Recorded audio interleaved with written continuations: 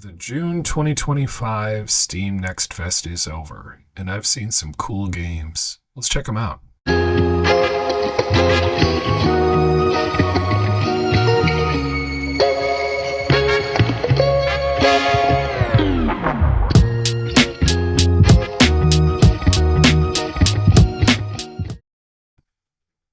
Dead as Disco. It's a combination of a beat 'em up and a rhythm game. The art style is neon-soaked goodness. There's a mode that's like Streets of Rage and another game that's even closer to Beat Saber. The demo also includes the ability to upload your own music to the arcade mode and bash to the beats of your favorite songs. Totally radical. Ra Ra Boom is a side-scrolling beat 'em up that's a mix of games like Streets of Rage 4 and Battletoads. I appreciate the sci-fi girl power future robot themes, and I think that the fighting mechanics will be quite impressive in time. The different characters ooze personality, and there's a lot of potential here. TRON Catalyst. Greetings, program. Bethel Games has brought out another licensed TRON experience to follow up the excellent TRON identity. This time, TRON Catalyst keeps the amazing colors and art of the grid as well as excellent writing, but adds some 3D beat-em-up action and exploration elements along with a time loop, with the choice of story-driven adventure or punishingly difficult action with story beats. You get to decide how the story unfolds. Baki Hanma Blood Arena. I'd really like for there to be more spiritual successors to the Punch-Out franchise, since the last official installment was a Nintendo Wii game. It really looks like Baki Hanma Blood Arena is throwing its hat into the ring as a possible successor to the title. It's an anime-style 2D fighting game with very similar thematic elements to Punch-Out. It's certainly a promising demo, and I'm wishlisting it in the hopes of reliving more Punch-Out glory. As a note, Purple Tree, the developer, also made another Punch-Out style game called Thunder Ray that I have not played, but the trailer looks really cool. The best way to describe Morsels might be to call it an acid trip Cuphead binding of Isaac. It oozes character, and I'm astounded by the commitment to the visual and audio themes. It kicked my butt. But it's the type of game that I could see trying to figure out and try to uncover its mysteries. Also, if this game kicked your butt as well, try to go into the settings room and change the difficulty of the game from hard cheese to soft cheese to help your experience and to be able to see a little bit more of the story. Moonlighter 2 takes the original pixel art game style from Moonlighter of bashing and selling, but upgrades it into a more polished 3D world. Whereas the first game had a Zelda-y vibe, the second game gives me more of a Bastion feel. Generally, if you like the first, the second is going to give you more and better action with an expansion on the universe. Neon Inferno is a run-and-gun game with a Sunset Riders meets Cyberpunk vibe. I played the second from the lowest difficulty, and I still got my butt kicked, but I did eventually get my way through the demo. I'm wishlisting based on good vibes, wonderful graphics, and interesting mechanics in general. Undermine 2 is a co-op evolution of the original Undermine game. It takes the original mining, exploration, and worker exploitation elements and adds co-op and a few other surprises along the way. I appreciate the roguelike elements, and I get a fond reminder of the old Zelda game for the Nintendo Entertainment System. Neon Abyss 2 is an evolution of the original Neon Abyss concept. All of the colorful art and vibes are still here, but there's some deeper mechanics and the option to dive into the abyss with your friends in a co-op mode. It's a great option for anyone who liked the first Neon Abyss and a breath of fresh air for folks who play other roguelikes. Also, there's a dance party. Tax Force is a comic-style beat-em-up with a Tax the Billionaires theme. It's like Comic Zone for people who want a little bit more dialogue and some accountability for rich folks who've been avoiding their taxes in a Judge Dredd-style dystopia. The action was very satisfying, and I really appreciated the vibrant pixel art and colors. Ball X Pit is a new take on the old-school breakout or brick-breaking genre. It adds some modern elements to an old game type and keeps a consistent theme by referring to the defeated kingdom of Balbalan and the goal of restoring that kingdom to its ancient glory. I will watch this game to see what it looks like in its final form, but it's already fun to play now, even without getting into the deep roguelike elements that it has included. Dream Runner is a precision puzzle platformer with shades of Celeste but with a more ethereal pastel vibe.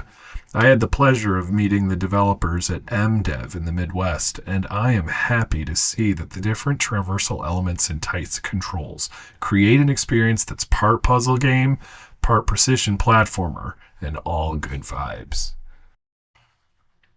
Tiny Bookshop has immaculate vibes for a retail simulator. You've packed up and left your old life behind, and you have a tiny bookshop that fits in a trailer behind your car. During the game, you discover the quaint little town of Buxton Bay and meet some of its wonderful residents. You then try to find some books for them to buy that fit their needs. This game has great vibes and some interesting strategy elements. Chill with You, Lo-Fi Story. Chill with You appears to be halfway between a productivity app and a narrative game. Generally, the vibe is similar to Spirit City Lo-Fi Sessions, although there hasn't really been a genre that we've called that. I don't know if we call that a lo-fi alike, but the avatar is a different character that you hang out with instead of an avatar for yourself. There are many productivity similarities, but instead of collecting being the main goal, it looks like getting to know this random girl with glasses is the main pursuit. It looks like the game is being developed in Japanese, as some of the localization still needs a little bit of polish. But overall, it's a very promising demo, and I will be wishlisting it to follow along. One Move Away is a game that tells a story through packing up and moving. You take the role of a person who is going through different stages in life, trying to fit your worldly belongings into some form of vehicle. The gameplay allows for some creative problem solving, and there's a mechanic where you can choose to hit whatever you're trying to pack into the car to make it fit. It's a novel way of storytelling, and I'm here for it. Ship Inc. is a game that plays relaxing music in the background as you calmly pack orders in a warehouse. It's like if a job at Amazon only required you to pack a few boxes a day and didn't give you a time limit to do it. I will mention that I chose the cozy difficulty, so I assume that the higher difficulty levels may be significantly less chill, but I dig the kawaii vibes and easy flow states. With wordplay, Game Maker's Toolkit appears to have another gem on their hands. The gameplay is tight and the power-ups will change the game just enough to keep you interested. I did notice that the default loop of 10 rounds was slightly longer than I felt comfortable with, but I assumed that there are more options in the full game. It did keep me coming back for more, so I can't complain. Goodbye Seoul is a narrative tale in a dystopian sci-fi future. It's part walking simulator, part puzzle game, and part narrative journey. The art fits the vibe, with pixel art that helps reinforce the setting of dystopian South Korea in the future. I'm not sure where the story is heading, but depending on the price, I'd be willing to go along for the ride. Town to City comes from the developer Galaxy Grove, who are the folks who brought us Station to Station, which is another cozy voxel game with strategy elements. At first, I thought that the learning curve of Town to City was going to be too steep for me, but then I relaxed and started to take in the breathtaking voxel art and try to make the lives of the residents in town just a little bit better. Before I knew it, I had upgraded the little town to a hamlet and reached the end of the demo. Come for the voxels, stay for the upgrade trees, and you'll learn the stories of your residents. Monument Valley 3 is apparently the third entry in a series of Monument Valley games. I missed the first two. They are chill puzzle games with distinctive art that is both minimal and a feast for the eyes. Storytelling happens by completing the levels and finding out more wisdom about the world that your character inhabits. I'm glad that they're continuing to make these games, and I'm thankful for running into this demo at NextFest. I would recommend checking out this game as well as the two previous games that are already available. Horse racing resides at the intersection of rhythm game, horse racing, and Excitebike. It's not a very busy intersection, but it is still cool to find something there.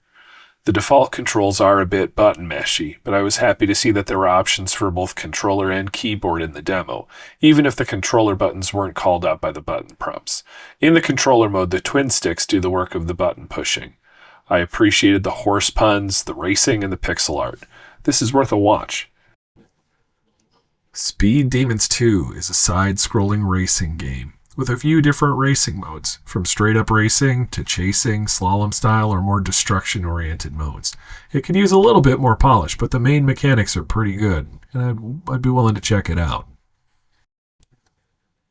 Evel Knievel is an imaginative take on the motorcycle trial genre.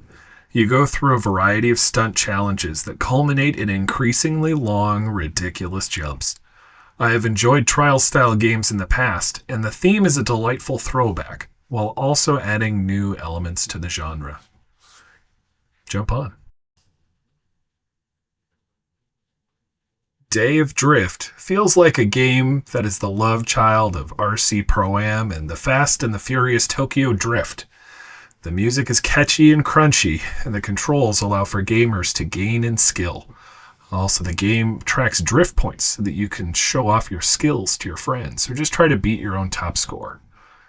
It's pretty sweet, and I'm looking forward to the full game. Easy Delivery Company is similar to a combination of a cozy delivery game and Silent Hill. I'm not sure if I would have ever expected the combination of the fog, blocky pixels, and self-directed delivery missions.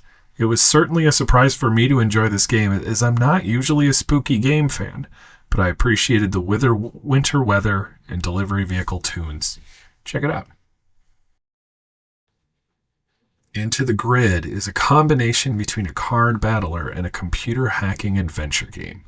I've always been a big fan of Shadowrun for the Sega Genesis, especially the Matrix runs in cyberspace. Seeing this game is a reminder that the fun I had back then is potentially repeatable, but with some different mechanics and lessons learned from modern game design. Plus, there's a bunch of robots. Decks of the Damned is a real-time card strategy game with moving cards on a static playfield, similar to Stacklands and Kaya's Prophecy. I appreciate that they've themed it in a vampire style. It's due out near the end of 2025, and I'm intrigued with how the later rounds of the game will integrate more vampire story elements in the crafting, the events, and the cards. Unbeatable is multifaceted, with both a rhythm game mode and a long-winded narrative game mode. The first time I played, I ran into some control issues, but I was able to figure out the joystick support after that. The arcade mode has non-stop rhythm action, and the story mode has quite a bit of dialogue and some exploration and minigames. I found that accessing the settings was a bit confusing, but overall the vibes were quite good. That's about it. Here are some of the gems that I found over the course of playing demos for Steam Next Fest in June. Did you find any gems? Anything that I missed? Feel free to call it out in the comments. Later.